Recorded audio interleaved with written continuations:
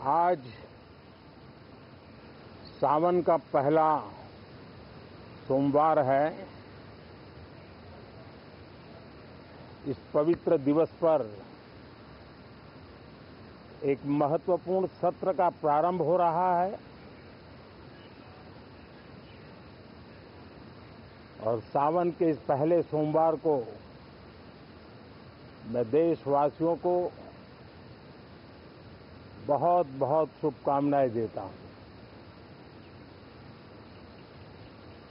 आज संसद का मानसून सत्र का भी आरंभ हो रहा है। देश बहुत बारीकी से देख रहा है कि संसद का यह सत्र सकारात्मक हो, सृजनात्मक हो और देशवासियों के सपनों को सिद्ध करने के लिए एक मजबूत नींव रखने वाला हो। साथियों, भारत के लोकतंत्र की जो गौरव यात्रा है उसमें ये एक महत्वपूर्ण पड़ाव के रूप में मैं देख रहा हूं। व्यक्तिगत रूप से मुझे भी, हमारे सभी साथियों को भी ये अत्यंत गर्व का विषय है कि करीब 60 साल के बाद कोई सरकार तीसरी बार वापस आए और तीसरी पारी का पहला बजट रखने का सौभाग्य प्राप्त हो। ये भारत के लोकतंत्र की गौरव यात्रा की अत्यंत गरिमापूर्ण घटना के रूप में देश इसे देख रहा है। ये बजट सत्र है।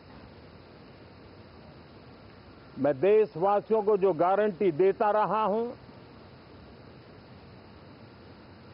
क्रमशः रूप से उन गारंटियों को जमीन पर उतारना, इस लक्ष्य को लेकर के हम आगे बढ़ रहे हैं। ये बजट अमृतकाल का एक महत्वपूर्ण बजट है। हमें 5 साल का जो अवसर मिला है, आज का बजट हमारे उन 5 साल के कार्य की दिशा भी तय करेगा और ये बजट 2047 जब आजादी के 100 साल होंगे तब विकसित भारत का जो हमारा सपना है, उस सपने को पूरा करने की मजबूत नींव वाला बजट लेकर के हम कल देश के सामने आएंगे। हर देशवासी के लिए एक गर्व की बात है कि भारत बड़ी इकोनॉमी वाले देशों में सबसे तेज गति से आगे बढ़ने वाला देश है। गत 3 वर्षों में लगातार 8% ग्रोथ के साथ, 8% ग्रोथ के साथ हम आगे बढ़ रहे हैं, हम ग्रो कर रहे हैं। आज भारत में पॉजिटिव आउटलुक, इन्वेस्टमेंट और परफॉर्मेंस एक प्रकार से अपॉर्चुनिटी की पीक पर है। ये अपने आप में भारत की विकास यात्रा का एक अहम पड़ाव है। साथियों,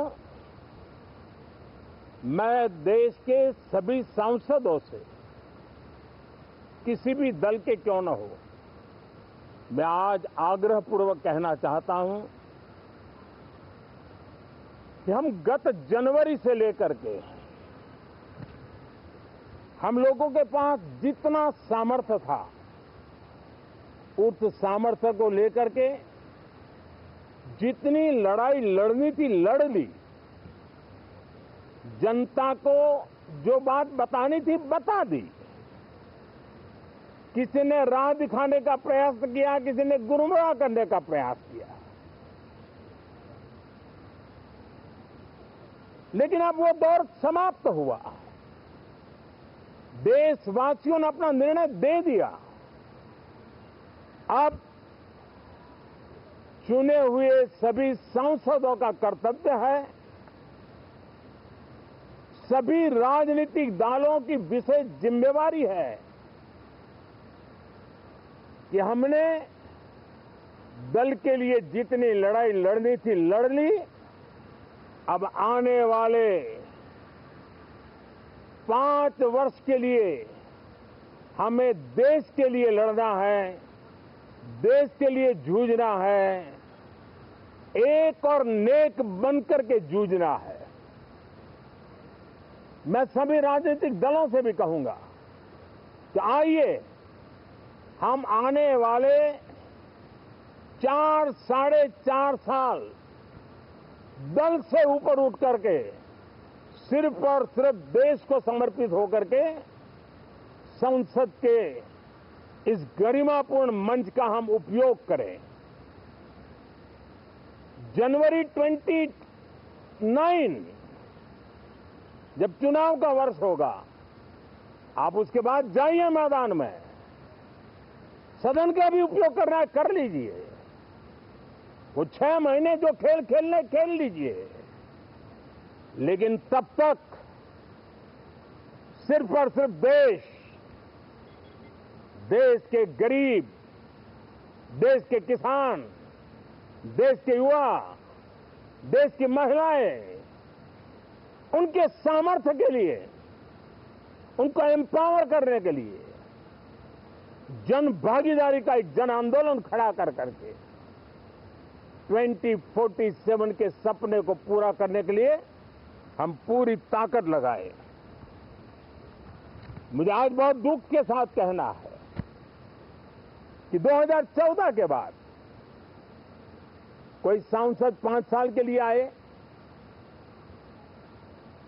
कुछ सांसदों को 10 साल के लिए मौका मिला, लेकिन बहुत से सांसद ऐसे थे जिनको अपने क्षेत्र की बात करने का अवसर नहीं मिला, अपने विचारों से संसद को समृद्ध करने का अवसर नहीं मिला, क्योंकि कुछ दलों की नकारात्मक राजनीति ने देश के संसद के महत्वपूर्ण समय को एक प्रकार से अपनी राजनीतिक विफलताओं को ढांकने के लिए दुरुपयोग किया है।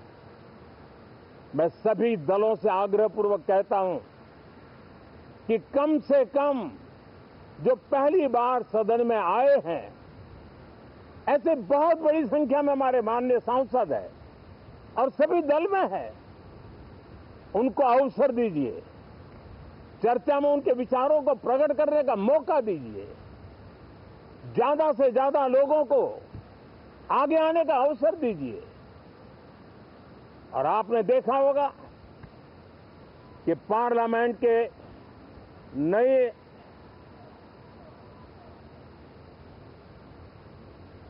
संसद गठन होने के बाद जो पहला सत्र था,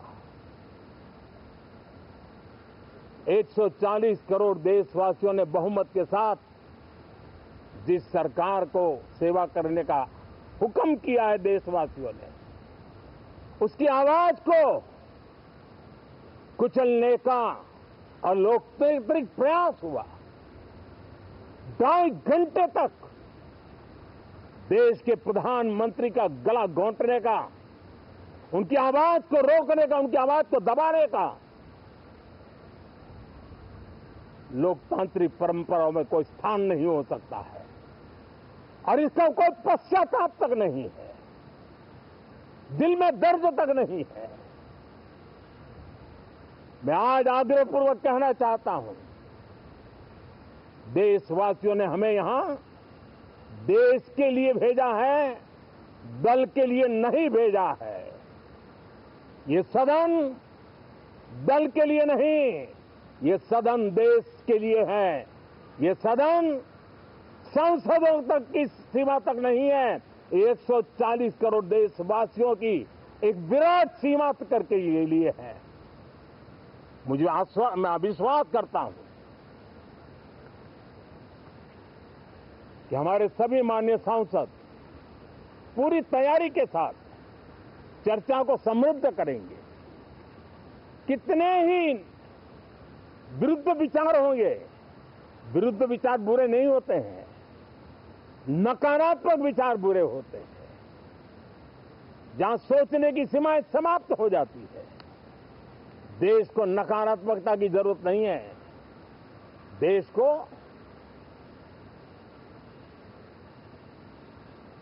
एक विचारधारा, प्रगति की विचारधारा, विकास की विचारधारा, देश को नई ऊंचाइयों पर ले जाने वाली विचारधारा से हमें आगे बढ़ाना होगा।